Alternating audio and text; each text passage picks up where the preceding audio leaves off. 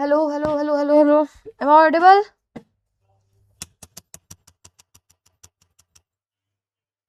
Hello hello hello hello hello hello.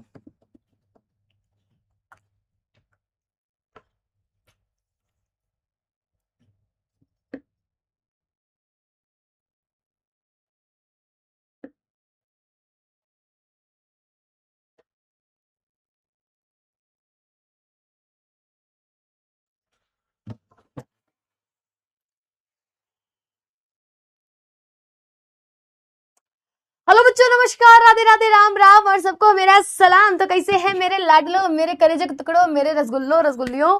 क्या हाल चाल, कैसे हैं आप सभी लोग? फटाफट फटाफट सब लोग आ जाएं। देन स्टार्ट करते हैं हम लोग अपनी आज की क्लास। हाँ जी हाँ जी हाँ जी बेटा, कल आने वाला है यूपी बोर्ड का रिजल्ट।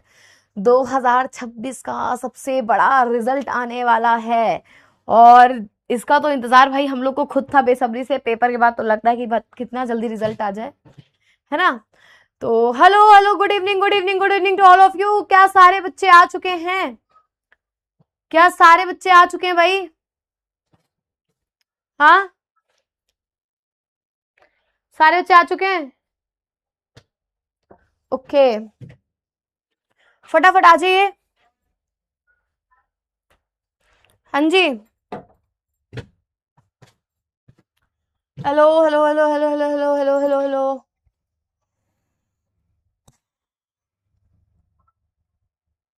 भाई जो एक प्रॉपर ट्रस्ट होगा ना आप लोगों का इस बैच को लेकर, वो कल हो जाएगा। कल आप देखोगे किस तरीके से टॉपर पे टॉपर टॉपर पे टॉपर टॉपर पे टॉपर लिख लेंगे। ठीक है, चलो अच्छा, ज्यादा टाइम वेस्ट नहीं करते हैं तो हम शुरुआत करते हैं आज की क्लास की। हमारी आज की क्लास वही पवन दुतिका वाला चैप्टर होने जा रहा है। ठीक है, मुझे इसका ब्राइटनेस कम क्यों दिख रहा है भाई? तुम लोगों को भी कम दिख रहा है कि मुझे ही कम दिख रहा है? चलो पढ़ते हैं। ठीक है, आज की क्लास में पवन दूती का जो हमारी पोयम थी उसको हम पूरा कंप्लीट करेंगे। उसको हम पूरा क्या करेंगे भाई, वर्ड टू वर्ड समझेंगे, वर्ड टू वर्ड उनकी सारी चीजों को जानेंगे। पवन दूतिका के कवि कौन है भाई? फटाफट बता दीजिए हमको एक बार जल्दी से। पवन दूतिका के कवि कौन है? कॉफी पीजिएगा? हैं? कॉफी पिए तो बताइए। पवन दूतिका के कवि कौन है?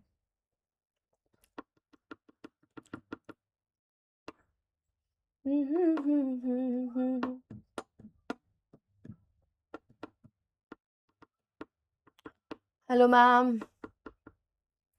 फटाफट बताइए पवन दूतिका के कवि कौन है? जल्दी से बताइए।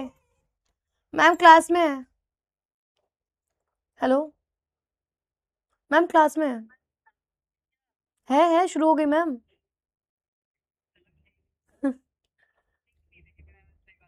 पता नहीं, क्लास तो शुरू हो गई मैम। लाइव चल रही है मैम, लाइव में आप बात कर रही हूँ आपसे। ओके मैम, चलो भाई। अयोध्या सिंह उपाध्याय हरिऔध जी कौन थे भाई? अयोध्या सिंह उपाध्याय हरिऔध जी, उनके द्वारा ये कविता लिखी गई थी। उनके बारे में छोटा सा परिचय इसमें ऑलरेडी दिया हुआ। तो हम लोग आते हैं अपनी पोयम पे। ठीक है, पोयम की शुरुआत होती है, हमारी जो राधा रानी होती हैं वो कहाँ बैठी हैं? अपने भवन में बैठी हुई हैं। ठीक है, पोयम की शुरुआत होती है कि हमारी जो राधा रानी होती हैं वो अपने भवन में बैठी होती है। ध्यान से सुनिएगा कि बैठी खिन्नायक दिवस वह गेह में थी अकेली, कि एक दिन खिन्न होकर, खिन्न अर्थात परेशान होकर। भाई ये ब्राइटनेस मुझे ही कम दिखाई दे रही है कि तुम लोगों को भी कम दिखाई दे रही है? तुमको सही दिखाई दे रही है? ठीक है, परेशान होकर एक दिवस, दिवस का मतलब होता है एक दिन, गेह, गेह का मतलब होता है घर। वो अपने घर में एक दिन परेशान होकर अकेली बैठी हुई थी। ठीक है, वो क्या हुई थी? वो एक दिन परेशान होकर अकेली बैठी हुई थी अपने घर में। ठीक है, आके आंसू दृग युगल में थे धरा को भिगोते। उनकी आंखों में आंसू आके, उनकी उनके आंखों में, दृग युगल मतलब होता है, दृग का मतलब होता है आंखें, आंख, और युगल का मतलब होता है जोड़ा। जोड़ा का मतलब दो चीजों का जोड़ा, एक चीज मतलब जोड़ा, जिसको दो चीजों का जोड़ा कहते हैं ना। तो उनकी दोनों आंखों में आंसू आकर क्या कर रहे थे, धरा को अर्थात पृथ्वी को भिगो रहे थे। मतलब राधा रानी जो हमारी थी वो परेशान थी, थकी हुई थी और अपने आंखों पर आंसू लाए थे और उनके आंखों में आंसू क्या कर रहे थे, धरा को भिगो रहे थे। क्या कर रहे थे बेटा, उस पृथ्वी को भिगो रहे थे। आई धीरे इस सदन में पुष्प सदगंध को ले, और तभी उनके सदन में, सदन बेटा घर का ही पर्यायवाची है, सदन घर का ही पर्यायवाची है, कि तभी उनके घर में बड़ी ही धीरे से कौन आती है, पुष्पों की खुशबू को साथ लेकर। सदगंध मतलब साथ में, ठीक है, सदगंध मतलब होता है साथ में। तो फूलों की खुशबू को, फूलों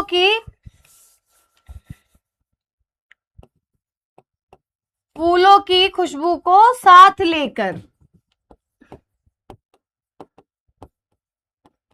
सतगंध मतलब साथ लेकर गंध, ठीक है।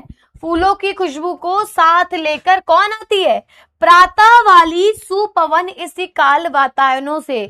जो सुबह वाली हवा होती है ना, एकदम ठंडी ठंडी, सुबह वाली जो हवा होती है एकदम ठंडी ठंडी होती है ना, बड़ी अच्छी लगती है। मतलब सुबह वाली हवा किसको, सबको पसंद आती है, एकदम ठंडी ठंडी बड़ी प्यारी होती है, ठीक है। तो जो सुबह वाली हवा होती है वो अंदर आती है उनके घर पे, किसके द्वारा, उसी समय, इसी काल मतलब इसी समय, वातायनों से। वातायनों का मतलब होता है खिड़की, खिड़की से वो अंदर प्रवेश करती है। भाई कौन सा कलर चूज करूं, सही चलेगा, अब चल रहा है, ठीक है। खिड़की से वो प्रवेश करती है। आप जल्दी से बताओ फटाफट, इतना ये वाला पैराग्राफ समझ में आया, ये वाला पैराग्राफ समझ में आया बेटा, जल्दी बताइए। भाई आज मैं रात भर 2 दिन से सोई नहीं हूं और मुझे आ रही है नींद, इसलिए मैं कॉफी पी रही हूं। बड़ा दुख दर्द है यार, दूसरों की शादी देख देख के एक तो अपना दुख नहीं सहा जा रहा है, ऊपर से नींद अलग आ रही है, क्या किया जाए बताओ। शादी किसी और की होती है, टेंशन हम लोगों को होती है। भाई लहंगा लेना है, साड़ी लेनी है, मेहंदी की ड्रेस अलग, हल्दी की ड्रेस अलग, संगीत की ड्रेस अलग, शादी में जयमाल के समय पहनने वाली ड्रेस अलग, रात में पहनने वाली ड्रेस अलग, उसके साथ उसकी एक्सेसरीज लेनी है जितनी है, भाई ज्वेलरी लेना है, ये लेना है, वो लेना है, और साथ में नींद और खराब होती है। इससे बड़ा दुख और क्या होगा एक लड़की की जिंदगी में, ये बताओ। बताओ तुम लोग खुद बताओ, लड़कों का क्या है, बढ़िया मस्त एक शर्ट डाले, एक पैंट डाले, ज्यादा हुआ टी शर्ट डालिए, ज्यादा हुआ कुर्ता पजामा डालिए, नो मेकअप, नो ज्वेलरी, भाई मस्त तरीके से कर रहे हैं। हम लोगों के तो अलग ही दुख रहते हैं भाई, ये दुख झेला नहीं जा रहा है। और शादी अलग से देख रहे हैं बैठ के इस उम्र में, कि बताओ वो शादी कर रहे हैं, हम यहाँ बैठे देख रहे हैं। We are here just to concentrate on food, right. हम लोग यहाँ पर सिर्फ और सिर्फ शादी का खाना एंजॉय करने आए हैं, है ना। हम लोगों की सिचुएशन तो ये हो रखी है। तो भाई सीन यही है, सीन यहाँ पर ये है कि चल रहा है, बस निपटाना है हम लोगों को, ठीक है। चलो आगे चले, हो गई मस्ती, हाँ शादी कर लीजिए, कर लेंगे, जल्दी शादी कर रहे हैं हम, बस जा रहे हैं अभी लहंगा खरीद के, अभी कर लेंगे शाम तक में, ठीक है। चलो ये वाला पैराग्राफ फिर से समझ लो। होता क्या है कि भाई राधा रानी एक दिन अपने घर में अकेली बैठी होती है, परेशान होकर एकदम से, और उनकी दोनों आंखों से आंसू गिर रहे होते हैं, और वो आंसू उस जगह की पृथ्वी को भिगो रहे होते हैं, ठीक है। उसके बाद अगर हम बात करते हैं तो धीरे से पुष्पों की खुशबू के साथ, अर्थात फूलों की खुशबू के साथ उनके घर में सुबह वाली, प्रातः वाली वो ठंडी ठंडी हवा प्रवेश करती है। किसके द्वारा, वातायनों के द्वारा। वातायन किसको कहते हैं बेटा, खिड़की को कहते हैं, ठीक है, झरोके को कहते हैं। फिर आगे क्या कहती है भाई, कि संतापों को विपुल बढ़ता देख के दुखिता हो। संताप अर्थात दुख, संताप का मतलब क्या होता है, संताप का मतलब होता है दुख। तो अपने दुख के बढ़ाव को, विपुल मतलब बड़ा, बहुत बड़ा, तो अपने दुख के बढ़ाव को और बढ़ता देख, पहले भी उनका दुख बढ़ा हुआ है भाई ऑलरेडी, वो कृष्ण श्री कृष्ण जी के वियोग में परेशान है, रो रही हैं, उनको याद कर रही हैं। ठीक है, तो पहले ही वो बहुत दुखी हैं और उस हवा के कारण, उस ठंडी ठंडी हवा के कारण उनका दुख और बढ़ता जा रहा है। ठीक है, उनके दुख को बढ़ता देख वो और दुखिता इन द सेंस वो और दुखी हो गई, वो और परेशान हो रही है। ठीक है, और फिर वो क्या कहती हैं कि धीरे बोली सा दुख उससे श्रीमती राधिकायों, उस हवा से, उस पवन से तभी धीरे से क्या बोलती है राधा रानी तभी धीरे से राधा रानी दुखी होकर क्या बोलती है बेटा पवन से कि प्यारी प्रातः पवन इतना क्यों मुझे है सताती, कि हे प्यारी प्रातः पवन मुझे तू इतना क्यों सता रही है। भाई मैं परेशान हूं, मैं पहले से ही दुखी हूं और तू अब वातायनों से आकर मुझे और परेशान कर रही है, मेरे दुख को और बढ़ा रही है। आखिर इसके पीछे का कारण क्या है? क्या तू भी है कलुषित हुई काल की क्रूरता से? कलुषित मतलब होता है कलंकित। ठीक है, वैसे तो इसका मतलब होता है कलंकित, लेकिन यहां पर वो कहती हैं कि भाई क्या तू भी परेशान हुई है? जो ये समय का चक्र चल रहा है, अर्थात जो ये समय के साथ मेरी चीजें खराब हो रही है, मेरे प्रियतम, मेरे प्रियवर, मेरे श्री कृष्ण मुझे छोड़कर जा चुके हैं और अब तू भी क्या उस समय के चक्र से परेशान हो चुकी है। ठीक है, तो यहां पर वो ये बात बोलती है। अगले पैराग्राफ में क्या बोलती हैं कि मेरे प्यारे नव जलद से कंज से नेत्र वाले। बेटा यहां पर कौन सा अलंकार है, ध्यान से सुनिएगा। ठीक है, नव जलद से कंज से नेत्र वाले। तो आप लोगों को मैंने बताया था जब किसी पंक्ति में सा सी सम सरिस से जहां पर तुलना की जाती है वहां पर कौन सा अलंकार होता है। ठीक है, कौन सा अलंकार होता है भाई, फटाफट बताओ कमेंट बॉक्स में, जल्दी बताओ। अरे मोरी माई इकाई करंट मार रहा है। विपुल, विपुल मतलब होता है बड़ा, मतलब जैसे हम लोग कहते हैं तालाब कितना विपुल है, ये तालाब कितना बड़ा है, उसको कहते हैं। मैम मेहंदी दिखाएं, काली हुई है देख लो, शाबाश। उपमा अलंकार। ठीक है, तो यहां पर कौन सा अलंकार है, उपमा अलंकार है। तो वो क्या कहती हैं कि मेरे प्यारे अर्थात राधा रानी के जो प्यारे हैं, कौन है भाई, वो श्री कृष्ण की चर्चा कर रही है कि मेरे प्यारे नव, नव का मतलब होता है नया, जलद का मतलब होता है बादल। ठीक है, इसको मैं अलग कलर से लिख देती हूं ताकि याद रहे तुम लोगों को।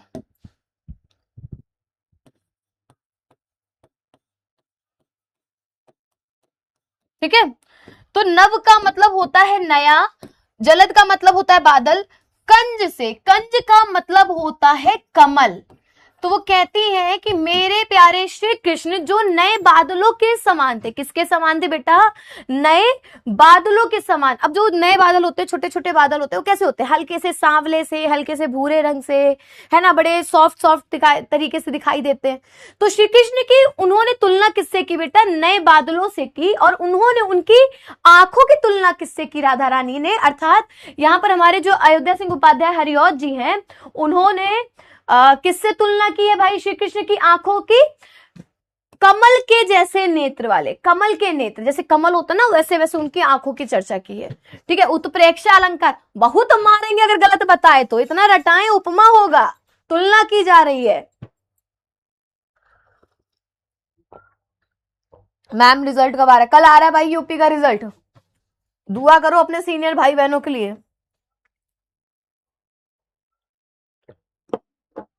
मैम आप ब्यूटीफुल लग रही हैं मैडम, गधो मैडम ब्यूटीफुल हैं। चलो, जाके आए ना मधुबन से और ना भेजा संदेशा। अर्थात श्री कृष्ण जो थे वो मधुबन से चले गए। मधुबन से कहाँ चले गए थे, वो चले गए थे मथुरा।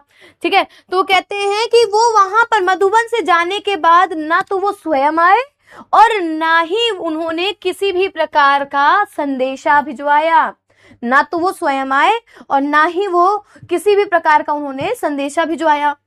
मैं रो रो के प्रिय विरह से बावली हो रही हूं। कहती है मेरा तो यहाँ पर ये हाल हो चुका है, मेरी तो ये परिस्थिति हो गई, ये स्थिति हो गई कि मैं अपने प्रिय विरह मतलब होता है प्रेमी से बिछड़ने की स्थिति। ठीक है, प्रेमी से बिछड़ने की स्थिति। भाई कौन सा इन लोगों ने इसमें यूज किया है,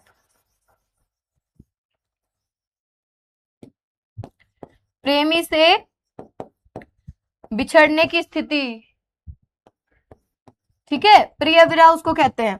चलो उसके बाद प्रिय विरह से बावली हो रही हूं, बावली अर्थात पागल हो रही हूं, जाके मेरी सब दुख कथा शाम को तू सुना दे। तू मेरा एक काम कर, मेरी जितनी भी दुख कथा है, ठीक है, मेरी जितनी भी दुख है, मेरे मन में जितना भी वियोग भरा है, मैं जितना परेशान हूं, तू मेरा एक काम कर दे, तू जा श्री कृष्ण के पास और मेरी सारी कथा को वहां पर उनके सामने बता आ। अब देखो यहां पर तक तो हमने क्या पढ़ा कि राधा रानी ने अपने मन के व्यथाओं को, अपने मन के दुख को पवन को बताती हैं और फिर उनसे कहती हैं कि एक काम करना, तू मेरे दुख को सबको बता देना। ठीक है मिस, पहला वाला फिर से, ठीक है मैं बता दूंगी अभी। ताजा लाल मिर्च उपलब्ध है सीधे खेत से। क्या लिख रहे हो भाई? मैम मेरी किट नहीं आई है, अभी भी नहीं आई, कब ऑर्डर किया था? एक को डाउट है, हम दो को डाउट करेंगे।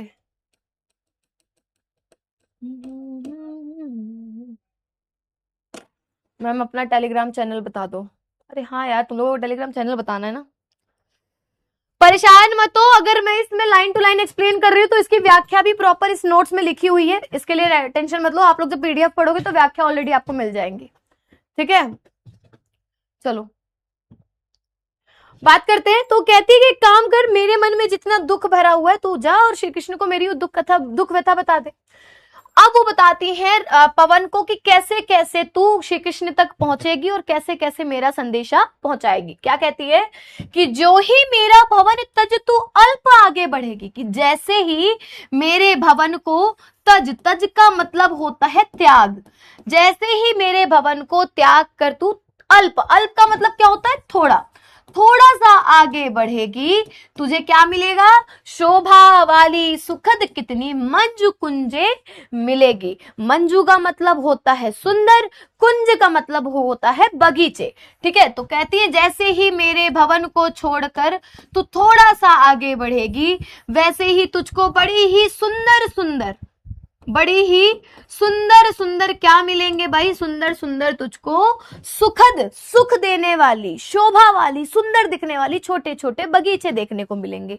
ठीक है, उसकी प्यारी छाया, मतलब वो जो बगीचा है उसकी प्यारी छाया, जो वहां की छांव है। मृदुल स्वर, मृदुल का मतलब होता है कोमल, उसका कोमल स्वर, स्वर मतलब ध्वनि, जो आवाज आती है, जो थोड़ी थोड़ी सी आवाज आती है ना बगीचे में, चिड़ियों की चहचहाट की, पेड़ों के हिलने की, हवा चलने की। ठीक है, उसकी छाया, उसके कोमल स्वर से मोह लेंगी तुझे वे, तुझे वो अपनी ओर आकर्षित करेंगी, तुझे वो अपनी ओर मोहित करेंगी, वो तुझे अपनी ओर खींचेंगी। पर तू, फिर वो पवन को क्या कहती है कि पर तू वहां मत जाना, तो भी मेरा दुख लख, लख का मतलब होता है देखना।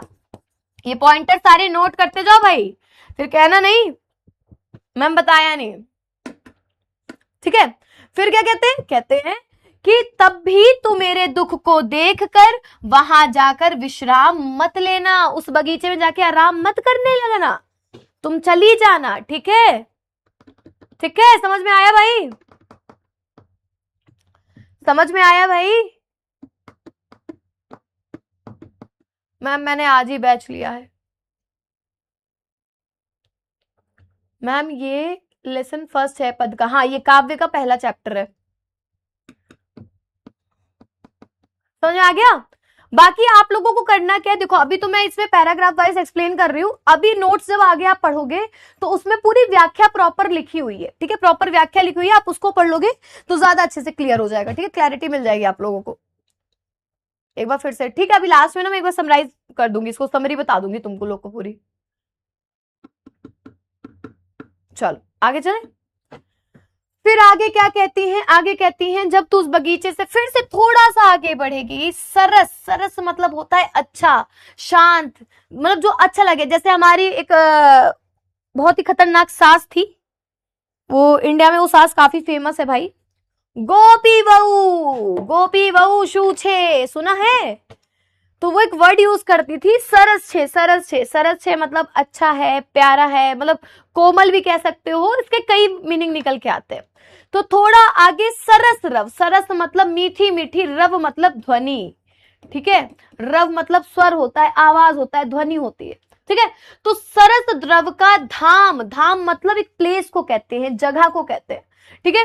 धाम मिलेगा सत पुष्पों वाला, जहां पर अनेक प्रकार के फूल खिले होंगे, अनेक प्रकार के पुष्प खिले होंगे। मेरी सास है नालायक, मेरे को ऐसी सास, मेरी सास बहुत प्यारी होगी, देख लेना, ठीक है। चलो, तो थोड़ा आगे जैसे ही बढ़ेगी तुझको बहुत ही प्यारी मीठी ध्वनि वाला एक धाम मिलेगा, सतपुष्पों वाला धाम मिलेगा, बहुत सारे फूल होंगे जहां, और अच्छे अच्छे बहुद्रुम लतावान सौंदर्यशाली, और तुझको बहुत ही अच्छे अच्छे क्या मिलेंगे, बहु मतलब बहुत सारे, द्रुम, द्रुम का मतलब होता है वृक्ष, वृक्ष का मतलब पता है, इसका भी मतलब बताऊं, हाँ, वृक्ष का मतलब होता है पेड़।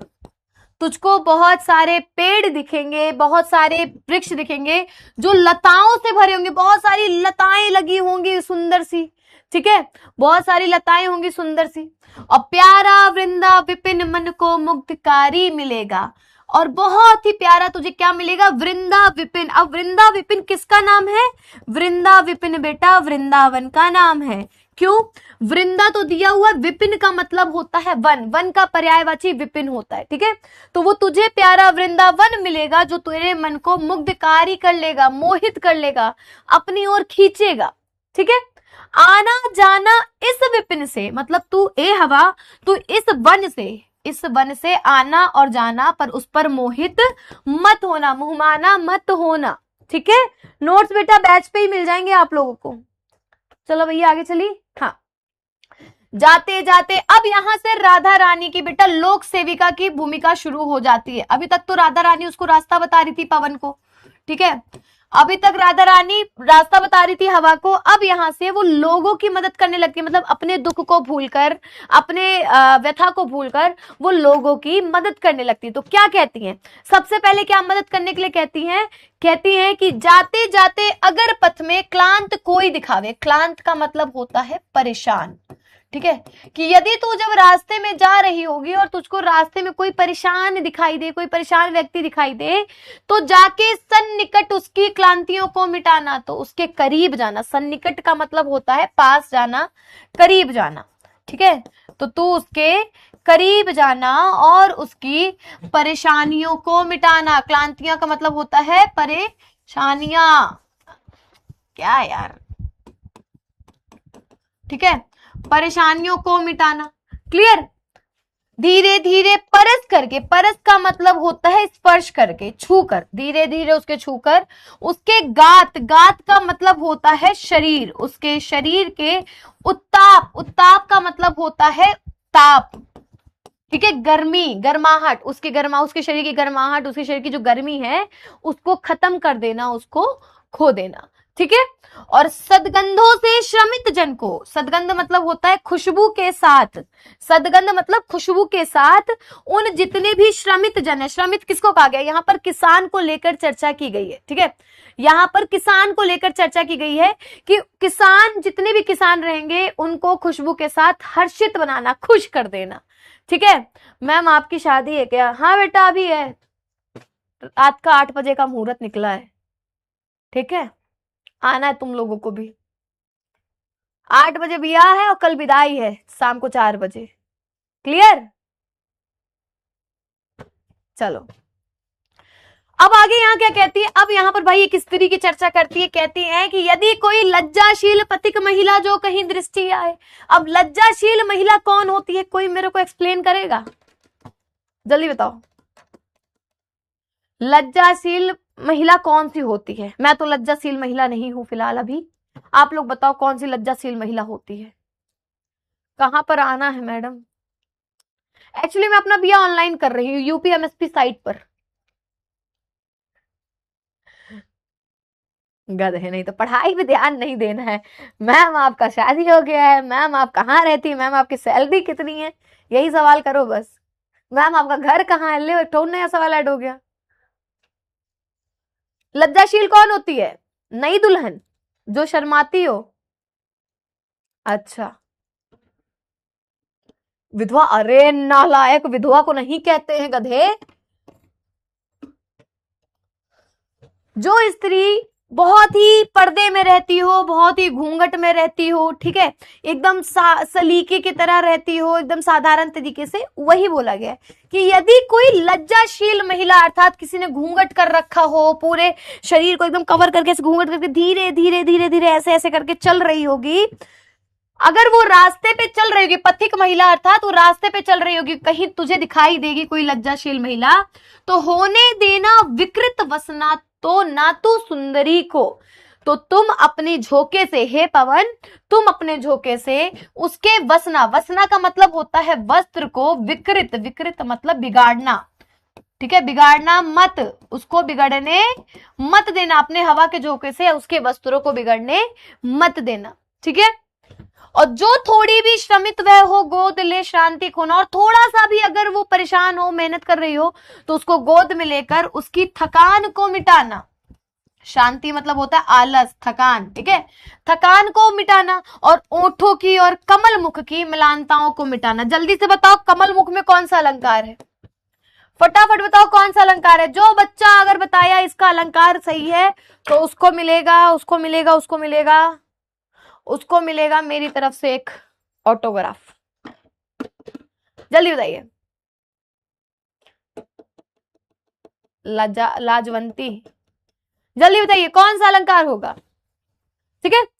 तो ओठों की, ओठ मतलब लिप्स को कहते हैं हम लोग, ओठों की ओ मतलब और, कमल मुख की मलानताएं, मलानताएं मतलब जो सूख जाती है, रूखापन आ जाता है, ठीक है, उसको मिटाना, उसके रूखेपन को, उसके मुरझाए हुए चेहरे को खत्म करना, रूपक अलंकार। शाबाश शाबाश गुड्डो शाबाश। यहां पर रूपक अलंकार होगा, कैसे होगा, यहां पर इन्होंने मुख को कमल रूप दिया है। कौन सा रूप दिया है, मुख, कमल रूपी मुख, रूप का वर्ड यूज कर लिया हम लोगों ने, ठीक है। चलो आगे चलते हैं भाई, फटाफट कर लेते हैं, नहीं होगा तो फिर कल की क्लास में कंप्लीट करेंगे, और क्या। हाँ जी, कि कोई क्लांता कृषक ललना खेत में जो दिखावे। अब आगे बोलते हैं कि यदि कोई परेशान, थकी हुई, ठीक है, कोई परेशान कृषक ललना, कृषक का मतलब होता है किसान, कि यदि तुझे कोई किसान ललना, ललना में यहां पर बच्चे काफी कंफ्यूज हो जाएंगे कि बच्चे को बोला जा रहा है, बेटे को बोला जा रहा है, ठीक है, पर यहां पर बेटे को नहीं बोला जाता है, यहां पर ललना जो है वो बोला गया है उसकी स्त्री को, अर्थात किसान की स्त्री, कोई स्त्री, यदि कोई किसान की स्त्री तुझे खेत में परेशान दिखाई दे, थकी दिखाई दे, तो धीरे धीरे परस उसकी क्लांतियों को मिटाना। परस का मतलब अभी जस्ट मैंने बताया था, स्पर्श करना, कि धीरे धीरे उसको भी स्पर्श करना और उसकी क्लांतियों को मिटाना, उसके परेशानियों को मिटाना। और जाता कोई जलद, जलद का मतलब क्या होता है, जलद का मतलब होता है बादल गुरु, बादल। तो यदि कोई बादल वहां से जा रहा होगा व्योम में, व्योम अर्थात आसमान पर कोई बादल अगर जा रहा होगा तो उसको लाकर, अर्थात हवा के सहारे उस बादलों को वहां लाकर छाया द्वारा सुखित करना, मतलब छाया देना और उसको सुखित करना, और साथ ही साथ उस तप्त भूतांगना को शांत करना, सुख देना, उसकी जो उसके अंदर की तपन है उसको शांत करना, ठीक है। चलो भाई आगे चलते हैं। हैप्पी बर्थडे प्रिया। मैम ऑटोग्राफ दो, रुको आ रहे कैमरे के पास देंगे, रिकॉर्ड कर लेना, ठीक है। ये लो, गुड्डा है भाई तुम लोग, मेरे गुड्डे हो, गुड्डे, पढ़ते रहो, मस्ती करते रहो, ठीक है। चलो आगे चलते हैं। अब आगे क्या बोलता है, चलो यहां तक तो राधा रानी की लोक सेविका की भूमिका इन्होंने दिखाई कि किस प्रकार से राधा रानी तप्त तो मतलब जलती हुई, कहते हैं ना धरती, इस समय जैसे अभी का जो टेम्परेचर चल रहा है हमारे इस टाइम का, उस समय तप्त का मतलब क्या हो रहा है, धरती जल रही है भाई, सूर्यदेव आग उगल रहे हैं, आग, ठीक है, जिंदे भूने का एकदम तैयारी कर रहे हैं सूर्यदेव, तो वही वाला हाल है यहाँ। तप्त का मतलब होता है एकदम जलन, ताप, ठीक है। चलो अभी कह रहे थे मैम स्लो पढ़ा रहे हो, अभी कह रहे हो मैम फास्ट पढ़ा रहे हो।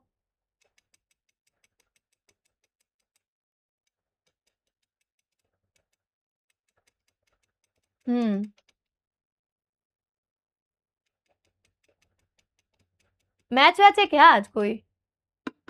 मैम आप कहाँ से हो? मंगल ग्रह, वहीं से आते हैं पढ़ाने, इतनी मेहनत करके तुम लोगों को। चलो आगे क्या कहती है, अब यहाँ पर जो पवन है, जो हवा है, वो मथुरा में एंट्री ले लेते हैं। अब क्या कहती है कि जाते जाते पहुंच मथुरा धाम में उत्सुका हो, मतलब जाते जाते तुम कहां पहुंच जाओगे, मथुरा धाम में पहुंच जाओगे और वहां जाकर तुम उत्सुक हो जाओगे, काफी उत्सुक हो जाओगे। न्यारी शोभा वर नगर की देखना मुग्ध होना, उस नगर की जो शोभा होगी वो इतनी सुंदर होगी, वो इतनी प्यारी होगी कि तुम उसको देखना और उस पर मोहित होना। क्या करना? तुम उस पर मोहित होना। और तू होवेगी चकित लख के मेरू से मंदिरों को, तू जब मथुरा में घुसेगी तो देखकर चकित हो जाएगी, चौंक जाएगी। लख मतलब देखकर क्या हो जाएगी? चकित हो जाएगी। मेरू, मेरू अर्थात सुमेरु से पर्वतों को, सुमेरु से, सुमेरु पर्वत जानते हो, बहुत ऊंचा पर्वत माना जाता है, ठीक है। तो सुमेरु के पर्वत जितने बड़े बड़े मंदिरों को देखकर तू देखेगी और चकित हो जाएगी। आभा वाले, आभा मतलब होता है प्रकाश वाले, ठीक है, बहुत तेज रोशनी वाले। तो प्रकाश वाले कलश, जो मंदिर के ऊपर कलश रखे रहते हैं ना, उन प्रकाश वाले कलश को देखकर तुझे ऐसा महसूस होगा जैसे ये दूसरे अर्क निकल आए हो। अर्क का मतलब होता है सूर्य।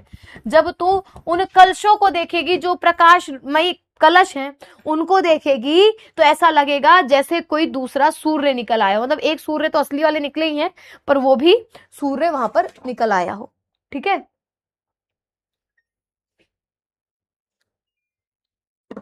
चलो आगे चलते हैं। अब बताती है कि जब देख पहुंचेगी उस समय अगर पूजा का समय होगा तो तुझे क्या करना है कि देख पूजा समय मथुरा मंदिरों के मध्य जाना। कि देख जब पूजा हो रही होगी तो उस समय एक काम करना, तू मथुरा के मंदिरों के बीच जाना। कहाँ जाना? मथुरा के मंदिरों के बीच में जाना। नाना वाद्य, वाद्य मतलब जानते हो इंस्ट्रूमेंट को कहते हैं, जैसे गिटार हो गया, तबला हो गया, ढोल हो गया, ये वो हो गई, क्या बोलते हैं उसको, मजीरा, ठीक है। तो ये सारी चीजें होती है। तो नाना मतलब अलग अलग, विभिन्न विभिन्न प्रकार के तेरे को क्या मिलेंगे? वाद्य मिलेंगे। मधुर स्वर बज रहे होंगे, उसकी मुग्धता को, मतलब उस पर तू मोहित होना और उसकी सुंदरता को और बढ़ाना। कैसे बढ़ाना? अथवा, कीवा का मतलब होता है अथवा, तू कैसे बढ़ाएगी? बोलते हैं कि अथवा लेकर रुचिर तरु के शब्दकारी फलों को, कि आसपास जो पेड़ होंगे उन पेड़ों पर कहीं ना कहीं सूखे सूखे फल भी लटके होंगे। तो क्या होता है जब फल सूख जाते हैं और जब आपस में टकराते हैं तो उसमें से ध्वनि निकलती है। तो कहते हैं कि वहां आसपास जो पेड़ होंगे उसमें से किसी तरह के शब्दकारी फलों को चुनना और धीरे धीरे मधुर ध्वनि से मुग्ध हो बजाना, मोहित हो होकर धीरे धीरे उन फलों को भिड़ाना ताकि उसमें से बहुत प्यारी ध्वनि निकले, ठीक है। चलो आगे चलते हैं। अब बताती है कि श्री कृष्ण देखने में कैसे लगेंगे। जब तू श्री कृष्ण को देखेगी तो कैसे पहचानेगी कि भाई ये कौन है, श्री कृष्ण है, कहाँ के हैं, क्या है, ठीक है। कि तू देखेगी जलद तन को जा वही तग्धता हो। जब तू वहां पहुंचेगी तो देख कर तू चौंक जाएगी। क्या देखेगी? जब तू वहां पहुंचकर देख के चौंकेगी, क्या? जलद तन को, बादल के समान शरीर को, बादल के समान शरीर को, यहां पर भी रूपक अलंकार है, जलद रूपी तन, ठीक है। बादल के समान शरीर को देखकर तू वही तग्धता हो जाएगी। होंगे लोने नयन, लोने का मतलब होता है सुंदर, बड़े ही सुंदर उनके नयन होंगे, ज्योति उत्कीर्णकारी, और उनकी आंखों में ऐसी चमक होगी, ऐसा लग रहा होगा मानो चारों तरफ उसी की रोशनी फैली हुई है, एक उत्कीर्णकारी ज्योति फैली होगी, ठीक है। मुद्रा होगी वर वदन की मूर्ति सी सौम्यता, और उनके चेहरा की जो बनावट होगी, उनके चेहरे की जो फेस कट होगा वो ऐसी होगी मानो वर वदन की, वदन का मतलब यहाँ पर चेहरे को बोला गया, वदन मतलब शरीर नहीं है, यहाँ पर चेहरे को बोला गया है, ठीक है। उनके सुंदर चेहरे की, वर का मतलब यहाँ सुंदर है, उनके सुंदर चेहरे की जो मुद्रा होगी, फेस होगा, वो कैसी होगी? जिस प्रकार से मूर्तियां नहीं बड़ी सुंदर सी बनी रहती है मंदिर वगैरह की, उसी तरीके से मंदिर के जैसी, मूर्तियों के जैसे उनके चेहरे की भी बनावट होगी, बड़ी सौम्यता के साथ, सुंदरता के साथ, एकदम सौम्यता मतलब कह सकते हो कोमल, जवान लोगों का जैसा होता है ना चेहरा, वैसा। और सीधे साधे वचन उनके, बड़े ही सीधे साधारण से उनकी बोलियां होंगी, वचन होंगे जो डूबी होंगी, सिक्त मतलब होता है सींची होंगी या डूबी होंगी, ठीक है, सींची गई होंगी उसको भी बोलते हैं, ठीक है, सींची होंगी सुधा से, अर्थात वो ऐसा बोल रहे होंगे मानो वो अमृत टपक रहा हो उनके मुख से, अमृत टपक रहा हो, उनकी बोली, उनकी भाषा ऐसी होगी। ठीक है, ये श्री कृष्ण का वर्णन कर रहे हैं। फिर क्या कहती हैं, फिर उनके शरीर के बारे में राधा रानी बताती है, कहती हैं कि नीले फूले कमल दल सी गात की शामता है, मतलब उनका शरीर का जो रंग होगा वो जैसे नीला फूला हुआ कमल का दल होता है ना, जब कमल खिलता है तो उसकी जो ये दल होती है, मतलब जो यहाँ पर इसकी स्टेम होती है, वो हल्का हल्का नीला होता है, तभी ऊपर जाते जाते डार्क ब्लू हो जाता है। तो जैसे कमल के शरीर, कमल का जो दल होता है उसकी तरह नीले रंग का ही उनका शामता वाला शरीर होता है। ठीक है, कौन सा कलर यूज करें भाई?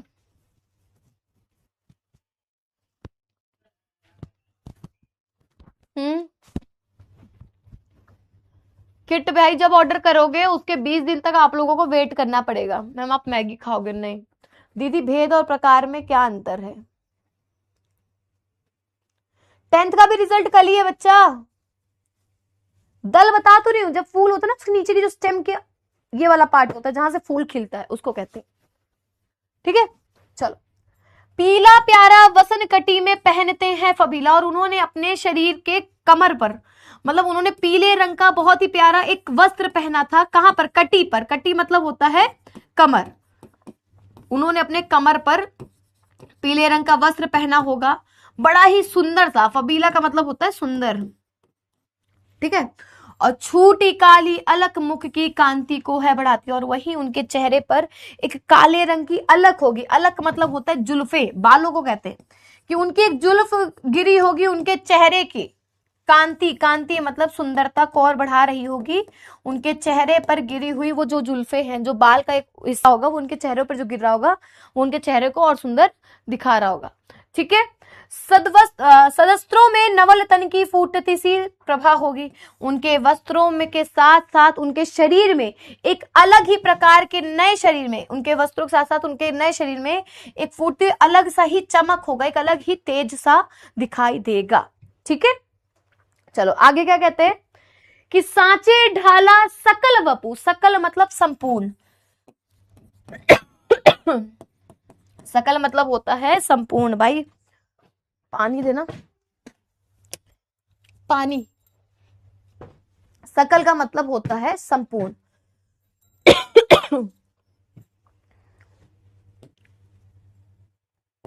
ग्रीन तो और नहीं दिखेगा भाई इसमें। ठीक है, गात मतलब शरीर होता है बेटा, गात मतलब शरीर होता है।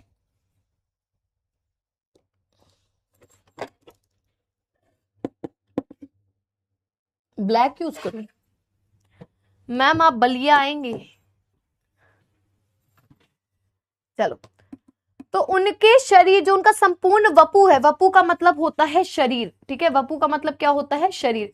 उनका जो संपूर्ण शरीर है ऐसा बना है मानो किसी सांचे में ढाल दिया हो। जैसे मटका वगैरह होता है ना, कुछ बनाते तो सांचे में ढाल के बनता है, कोई मूर्ति बनती है सांचे में ढालकर। ठीक है, तो उनका जो शरीर होगा, यहाँ बॉटल नहीं है, पानी दे दीजिए, हाँ ग्लास में निकाल दीजिए। ठीक है, उनका जो शरीर है वो किसी सांचे में ढला हुआ सा दिखाई देगा। दिव्य, दिव्य मतलब अलौकिक होगा, सौंदर्यशाली, बड़ा ही सुंदर होगा। ठीक है, उसके बाद आगे बात करते, भाई डाउट लास्ट में क्लियर होगा बच्चा, परेशान ना हो, डाउट ना लास्ट में क्लियर करेंगे। और सतपुष्पों सी मतलब कई सारे पुष्पों के साथ में सुरभि, सुरभि का मतलब होता है खुशबू। सतपुष्पों सी खुशबू वाली क्या होगी बेटा? उनकी प्राण संपोषिका होगी। उनके शरीर के अंदर से उनके प्राण संपोषक मतलब हृदय से एक अलग ही खुशबू आ रही होगी। ठीक है, चलो आगे। दोनों कंधे वृषभ वर से, वृषभ का मतलब होता है बैल के जैसे सुंदर। उनके जो कंधे थे, दोनों कंधे ऐसे लग रहे थे मानो किसी बैल के कंधे के जैसे सुंदर, बड़े ही सजीले से। उनके दोनों कंधे बड़े मजबूत, बड़े सुंदर, बड़े ही सजीले से थे। ठीक है, और फिर लंबी बाहें कलब करसी, कलब का मतलब होता है हाथी, और यहां पर कर का मतलब बेटा हाथ ना होकर सूंड है, कि उनकी जो लंबी लंबी बाहें थी वो किसी हाथी के सूंड के समान शक्ति की पेटिका थी। जैसे हाथी की सूंड में शक्ति होती है ना, वैसे ही उनके हाथ भी मजबूत थे, शक्ति की पेटिका थी पूरी। ठीक है, सुरभि मतलब खुशबू।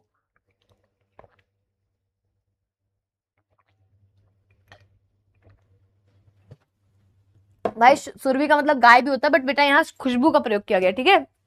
चलो आगे, हाँ जी। फिर बताते कि राजाओं सा सिर पर लसा दिव्य आपीड़ होगा, कि उनके सर पर राजाओं के जैसा बड़ा ही दिव्य, बड़ा ही अलौकिक, लसा मतलब लगा होगा, आपीड़ का मतलब होता है मुकुट, बड़ा ही दिव्य उनके सर पर मुकुट होगा, ठीक है। और शोभा होगी उभय श्रुति में स्वर्ण के कुंडलों की, और उनके कानों में उभय होगी मतलब उनके सुंदर सुंदर उस कानों में जिससे वो सारी चीजें सुनते हैं, शोभा होगी उन कानों में स्वर्ण के कुंडलों की, उन्होंने कानों में सोने के कुंडल पहने होंगे, ठीक है।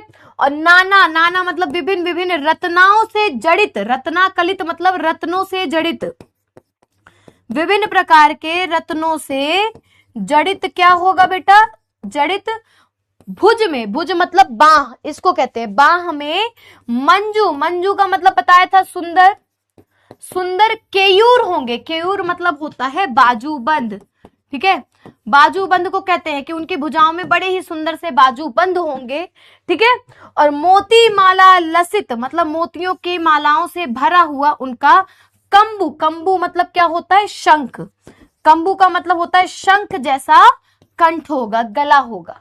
तो यहां तक इन्होंने श्री कृष्ण की सुंदरता का वर्णन किया, ठीक है। यहां तक इन्होंने श्री कृष्ण की सुंदरता का वर्णन किया। यहां तक क्लियर है भाई, यहां तक क्लियर है।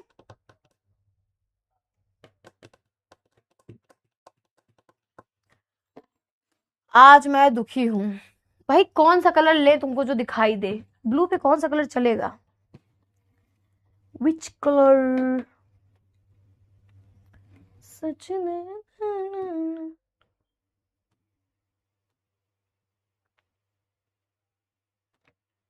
मरून लेते हैं, ठीक है। चलो अब यहाँ पर वो बताएंगी कैसे तुझे श्री कृष्ण को सारी चीजें बतानी है कि मैं किस प्रकार से दुखी हूं, वो तरीका बताएंगे। तो पहले वो क्या कहती है कि तेरे में है ना ये गुण जो तू व्यथाएं सुनाए। भाई वो हवा को कहती है कि तू इंसान तो है नहीं कि वहां जाएगी और श्री कृष्ण के सामने सारी चीजें बता देगी मुंह से बोलकर या लिख कर बता देगी, तेरे अंदर तो वो गुण ही नहीं है कि तू जाकर वहां पर सारी व्यथाएं सुनाए और व्यापारों को प्रखरमति और युक्तियों से चलाना। तो अब हमें क्या करना होगा, अपने सारे कार्य को करने के लिए बड़ी ही प्रखर, प्रखर मतलब तेज बुद्धि के साथ, मति मतलब बुद्धि के साथ, और कई युक्तियों के साथ, कई तरीकों के साथ चलाना होगा। श्री कृष्ण को बड़ी ही बुद्धि के साथ और बड़ी ही तरीकों के साथ अपनी व्यथा बतानी होगी, ठीक है। तो अब वो क्या बताते हैं, कहती हैं कि बैठे जो हो निज सदन में मेघ सी कांति वाले, कि जब श्री कृष्ण अपने ही भवन में बैठे होंगे मेघ सी अर्थात बादलों के जैसे सुंदर, बादलों के जैसे सुंदर दिखने वाले, कौन, श्री कृष्ण। तो चित्रों को इस भवन के ध्यान से देख जाना, तो उस भवन में जितने भी चित्र लगे होंगे उन सब को बड़े ही ध्यान से तुम देखना। और जो चित्रों में विरह विधुरा का मिले चित्र कोई, और यदि उन चित्रों में कोई स्त्री की चित्र दिख जाए जो प्रेम में, जो प्रेम में दुखी हो, प्रेम में बिछड़ी हुई हो, विरह विधुरा मतलब कोई अपने प्रेमी से बिछड़ गई हो, ऐसी कोई स्त्री का अगर चित्र तुझे दिखाई दे तो जाके जाके निकट उसको भाव से यो हिलाना, कि उसके पास जाना और बड़े ही आराम से, बड़े ही भाव के साथ, बड़े ही धीरे से उसको तुझे हिलाना होगा।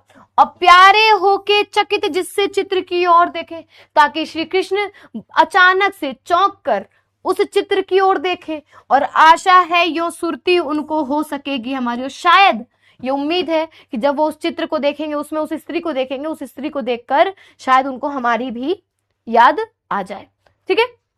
फिर आगे क्या कहते हैं कि जो कोई भी इस सदन में चित्र उद्यान का हो, उद्यान मतलब होता है बगीचा, कि उसी सदन में यदि कोई चित्र बगीचे का हो, औहो प्राणी विपुल उसमें घूमते बावले से, और उसमें जो प्राणी हैं बड़े ही तरीके से, बहुत सारे प्राणी, बहुत सारे जानवर इधर उधर पागलों की तरह घूमते हुए बने हुए हैं, तो जाके सन्निकट, तो वहां पर उसके करीब जाकर जाना और उसको भी हिला देना।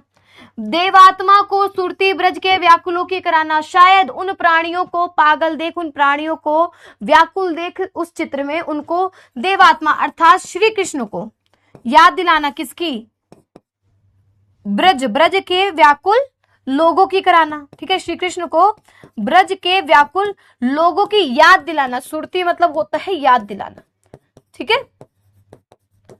अब फिर आगे क्या कहती हैं भाई कि कोई प्यारा कुसुम कुमला गेह में जो पड़ा हो, यदि उनके घर में कोई कुसुम, कुसुम अर्थात होता है पुष्प, कुमला हुआ अर्थात कुचला हुआ उनके घर में पड़ा होगा तो प्यारे के चरण पर ला डाल देना उसे वहीं पर। तो उसको एक काम करना, ठीक है, धीरे धीरे लाना और श्री कृष्ण के पैरों के पास लाकर डाल देना। क्या करना? श्री कृष्ण के पैरों के पास लाना और उसको डाल देना, ठीक है। और यो देना ए पवन बतला फूल सी एक बाला, और इसी तरह ए पवन उनको ये बतला देना, ठीक है, उनको ये बतला देना कि इसी प्रकार एक फूल सी बाला, एक इसी प्रकार फूल की तरह, जैसे ये फूल है ना वैसे ही एक बाला भी, एक स्त्री भी म्लाना हो कमल पग को चूमना चाहती है, ऐसे ही मुरझाते मुरझाते तुम्हारे कमल रूपी पैरों को चूमना चाहती है। म्लाना मतलब गंदी होकर तुम्हारे कमल रूपी पैरों को चूमना, मतलब चूमना चाहती है, तुम्हारे पैरों के नीचे कुचल कुचल कर तुम्हारे पैरों को चूमना चाहती है। ठीक है, क्लियर है बेटा? आज इसको एक्सप्लेन तो करके रहूंगी, क्वेश्चन आंसर चाहे नेक्स्ट क्लास में मैं कर लूंगी, ठीक है।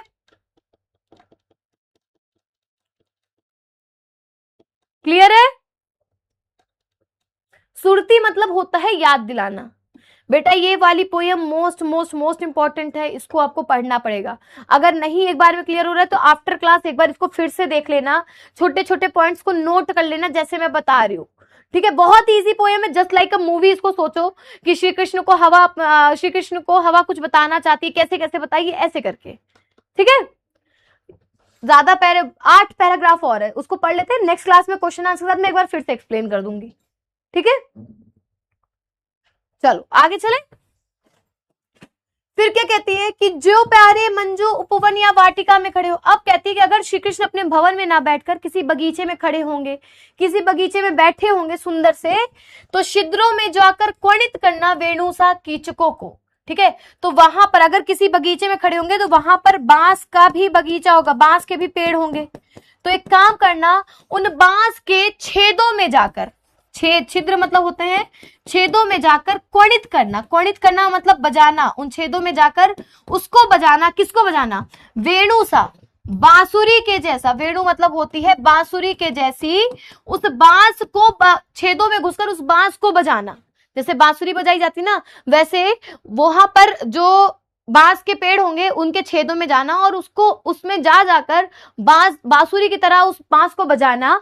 और यूं होवेगी सुरती, शायद इस तरीके से उनको याद आएगा कि उनकी सभी गोपियां, गोपांगना मतलब उनकी सभी गोपियों की, शायद उनको अपनी सारी गोपियों की याद आ जाए, जो उनकी वंशी को सुनते ही व्याकुल हो जाती थी, उत्कंठित हो जाती थी। उनकी वंशी को सुनते ही तुरंत व्याकुल हो जाती थी, तुरंत उत्कंठित हो जाती थी, भागने लगती थी श्री कृष्ण से मिलने के लिए, ठीक है। चलो आगे। लाके फूले कमल दल को शाम के सामने। अब अगर कृष्ण जी किसी तालाब के पास खड़े होंगे तो एक काम करना कि किसी फूले हुए कमल दल को, किसी फूले हुए कमल को लाकर शाम के सामने अर्थात श्री कृष्ण के सामने ही थोड़ा थोड़ा विपुल जल में, थोड़ा थोड़ा उस बड़े से जल में व्यग्र हो डुबाना, बड़े ही आराम से उस कमल को धीरे धीरे डुबाना, ठीक है। और यो देना ए भगनी जतला एक अंबोज नेत्रा। और इस तरह ए भगनी, भगनी का मतलब होता है हे सखी, ठीक है, हे बहन, हे सखी, इस तरीके से उनको ये जतलाना, उनको ये जताना। जतलाना मतलब होता है जताना, उनको ये बताना, उनको ये जताना कि ये कमल नेत्र वाली, अंबोज नेत्रा होता है कमल नेत्र वाली आंखों को विरा विधुरा में बारी में बोरती है। वो भी अपनी आंखों को इस बिछड़न के दुख में, बिछड़न के दुख में आंसुओं में बोर रही है, पानी में बोर रही है, ठीक है। क्लियर बेटा? मीनिंग एक एक वर्ड की लिख दी है, नोट करते चलो।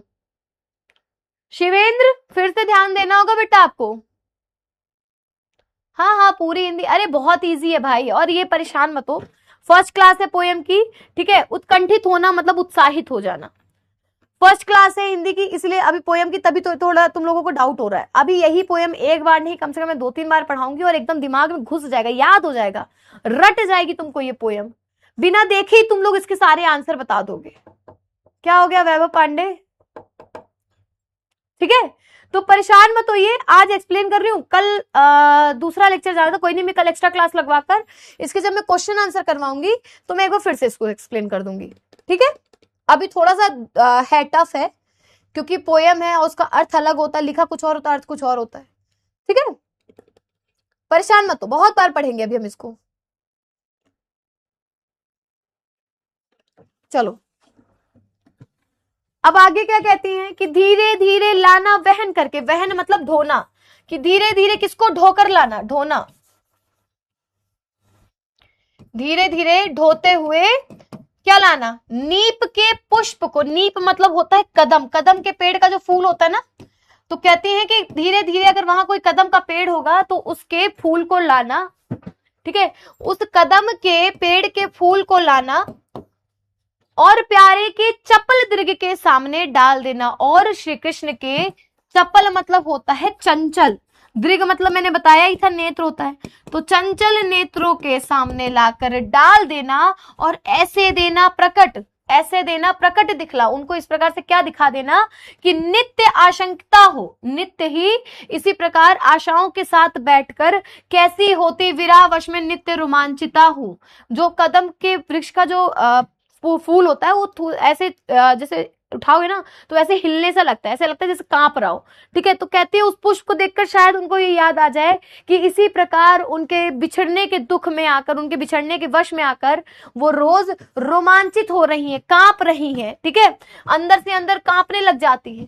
ठीक है, चलो अब उसके बाद कि बैठे नीचे, लास्ट पैराग्राफ पे आ गए कि बैठे नीचे जिस विटप के शाम होवे उसी का। यदि श्री कृष्ण किसी पेड़ के नीचे, विटप मतलब होता है वृक्ष, यदि शाम किसी वृक्ष के नीचे बैठे होंगे तो उसी वृक्ष का क्या, कोई पत्ता निकट उसके नेत्र के ले हिलाना, कोई उसी वृक्ष का कोई पत्ता लाना और उनकी आंखों के सामने हिलाने लगना। यो प्यारे को विदित करना, चातुरी से दिखाना, इस तरह प्यारे को याद दिलाना, विदित कराना। ठीक है, याद दिलाना चातुरी से, बड़ी ही चतुराई से याद दिलाना, दिखाना कि मेरे चिंता विजित चित्त का क्लांत हो कांप जाना, कि जिस प्रकार से मेरे मन को चिंता ने जीत लिया है और वो चिंता जो मन को जीत चुका है वो इसी प्रकार से परेशान हो होकर कांप जाता है। जिस प्रकार से पत्ता हिल रहा है वैसे मेरा मन भी, जिसको चिंताओं ने जीत लिया है, वो परेशानियों से कांप जाता है। ठीक है, फिर कहती हैं कि सूखी जाती मलिन लतिका, यदि कोई मैली हुई लतिका, लता जो होती है धरा में पड़ी हो, कोई कुचली हुई गंदी सूखी हुई मुरझाई हुई लता पृथ्वी पर पड़ी हो तो पांवों के निकट उसको शाम के ला गिराना, उसको श्री कृष्ण के पांव के पास लाना और उसको बेटा गिरा देना। और यो सीधे उसे प्रकट करना, प्रीति से वंचिता हो, प्रीति का मतलब होता है प्रेम। ठीक है, प्रेम से वंचित हो, अनजान है। ठीक है, प्रेम नहीं मिल पा रहा है, अपने प्रेम से वंचित हो रखी है, दूर हो रखी है। ठीक है, प्रेम से वंचित होकर मेरा होना अति मलिन और सूखे नित्य जाना, कि जिस प्रकार से ये जो लताएं हैं वो गिरी हुई है, सूखती जा रही है, गंदी होती जा रही है, इसी प्रकार से मैं भी अपने प्रेम से वंचित होकर मलिन हो गई हूं, गंदी हो गई हूं और नित्य दिन ब दिन मैं सूखती जा रही हूं। चिंताओं ने उनके मन को जीत लिया, मतलब परेशान हो चुकी हैं, उनके मन में दिन भर चिंताएं रहती हैं। ठीक है, फिर कहते हैं कि कोई पत्ता नवल तरु का पीत जो हो रहा हो, कि यदि कोई पत्ता किसी नए पेड़ का, तरु मतलब होता है पेड़, किसी नए पेड़ का पीला पड़ रहा हो, ठीक है, पीला पड़ रहा हो तो प्यारे के दृढ़ युगल के सामने ला उसे ही, तो श्री कृष्ण के दोनों आंखों के सामने लाकर उसको ही धीरे धीरे संभल रखना और उन्हें यो बताना, धीरे धीरे संभाल कर रखना और उनको ये बताना कि पीला होना प्रबल दुख से प्रोषिता सा हमारा, कि जितना बड़ा दुख तुम देकर गए हो हमें, उसके कारण हमारा पीला होना तो बनता ही है। मैं दिन ब दिन ऐसे ही इस दुख के कारण पीली पड़ती जा रही हूं, जैसा ये पत्ता पीला पड़ गया है। और फिर राधा रानी पवन से लास्ट में क्या कहती हैं, पहले तो उन्होंने सारी चीजें बता दी कि तुमको कैसे कैसे श्री कृष्ण के पास जाना, रास्ता बताया, फिर लोक सेविका की भूमिका निभाई, फिर उन्होंने बाद में क्या बताया कि तुमको कॉपी में कैसे लिखना बता रही हूँ, फिर तुमको कैसे श्री कृष्ण को सारी चीजें याद दिलानी है। और कहती है जब अगर तुमसे ये सब ना हो पाए, जिस तरीके से मैंने तुमको बताया कि तुमको ये सारी चीजें करनी, अगर तुमसे ये सब कुछ नहीं हो पाता तो क्या करना है कि यो प्यारे को विदित करके सर्व मेरी व्यथाएं, कि इस प्रकार श्री कृष्ण को याद दिलाकर मेरी सारी व्यथाएं धीरे धीरे वहन करके पांव की धूली लाना, धीरे धीरे ढोते हुए उनके पांव की धूल कर ले आना। और थोड़ी सी भी चरण रज जो ला ना देगी हमें तू, कि अगर थोड़ी सी भी उनके पैरों के धूल को तू हमको लाकर नहीं दे सकेगी तो हाय कैसे तो व्यथित चित्त को बोध मैं दे सकूंगी, तो हाय तू ही बता कैसे मैं अपने इस परेशान मन को, इस दुखी मन को समझाऊंगी अगर तू थोड़ा सा भी उनके पैरों की धूल नहीं लाकर देगी।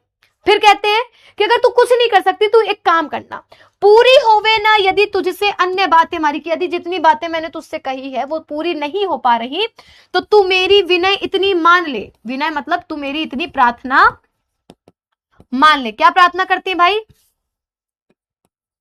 वो कहती है तू मेरी इतनी प्रार्थना मान ले और चली जा, मेरी इतनी सी प्रार्थना मान और यहां से चली जा। छू के पैरों प्यारे कमल पग को प्यार से प्यार के साथ आ जा, तू श्री कृष्ण के पास जा और उनके कमल रूपी पैरों को छू और छू कर मेरे पास वापस आ जा। जी जाऊंगी हृदय तल में तुझी को लगाकर, मैं तुझी को अपने हृदय से लगाकर अपना जीवन व्यतीत कर लूंगी, अपने जीवन को काट लूंगी ताकि मैं श्री कृष्ण को महसूस तो कर सकूंगी तेरे सारे।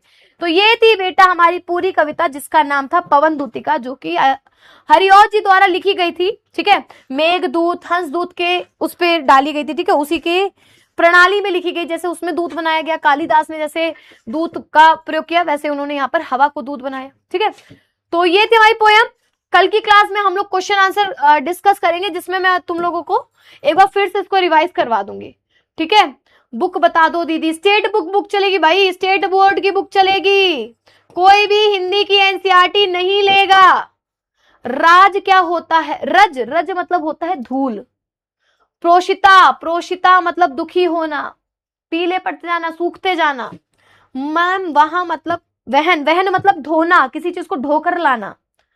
प्रचिता बता दिया, प्रोषिता बता दीदी, प्रोषिता बता दिया। तप्त मतलब जलना, बुक बता दो। इसे दोबारा समझा दो, कौन सी स्लाइड है भाई? हाँ, वो कहती है जब राधा रानी परेशान होकर अपने कमरे में बैठी रहती है, बहुत दुखी रहती है, तभी अंदर हवा आती है, तो उस हवा को देखकर वो और परेशान हो जाती है और दुखी हो जाती है कि मेरा दुख तो पहले बढ़ा, अब ये हवा आकर मेरे और दुख को बढ़ा रही है। तो वो उससे पूछती है कि आखिर तुमको क्या हो गया है, क्या तुमको भी काल ने परेशान किया है?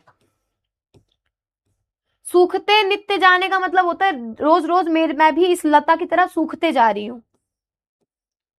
मैम फर्स्ट बैच का है, किट कैसे ऑर्डर करें? बेटा अगर आपने इन्फिनिटी प्रो बैच लिया होगा तभी आपको किट मिलेगी। कमल पग में रूपक अलंकार है, कमल रूपी पग। लतिका मतलब लताएं। मैम माफी से थोड़ा, बेटा मैं फिर से एक्सप्लेन कर दूंगी, अतुल परेशान मत हो। दीदी ये इंपॉर्टेंट, ये पूरा पोयम ही इंपॉर्टेंट है। चलो, जिन बच्चों को लग रहा है व्याख्या कैसे मिलेगी, तो ये रहा पैराग्राफ, ये रही इसकी पूरी व्याख्या। ठीक है, ये इसकी मीनिंग है, ये इसकी व्याख्या। जिन बच्चों को मीनिंग लिखनी है अलग से भी दी हुई है। ठीक है, मीनिंग व्याख्या, पोयम मीनिंग व्याख्या। ठीक है, ये पूरा इसमें मैं लेके आई हूं, आप लोग जब देखेंगे एकदम क्लियर हो जाएगा। क्लियर है? ठीक है, डन। इसमें सारे हैं। अब कल क्वेश्चन आंसर हम लोग करेंगे। ठीक है, पैराग्राफ दिया हुआ है उसके क्वेश्चन आंसर करेंगे। मेरे को एक बात बताओ, इसके क्वेश्चन आंसर कुछ ऐसे आते हैं, जैसे हमारे पास एक पैराग्राफ दे दिया ये वाला कि बैठी खिन्ना यक दवस गेह में थी अकेली। अब इसी से रिलेटेड 5 क्वेश्चन पूछे जाएंगे। जैसे पहला क्वेश्चन है उपयुक्त पद्यांश का संदर्भ लिखिए, तो हम संदर्भ क्या लिखेंगे कि प्रस्तुत पद्यांश हमारी पाठ्य पुस्तक में। चलो क्वेश्चन आंसर कल मैं तुम लोगों को बताऊंगी कैसे करना है। ठीक है, क्वेश्चन इसमें मैंने डाल दिया, कोशिश करना खुद से करने की, बाकी कल तो मैं करवाऊंगी। ठीक है,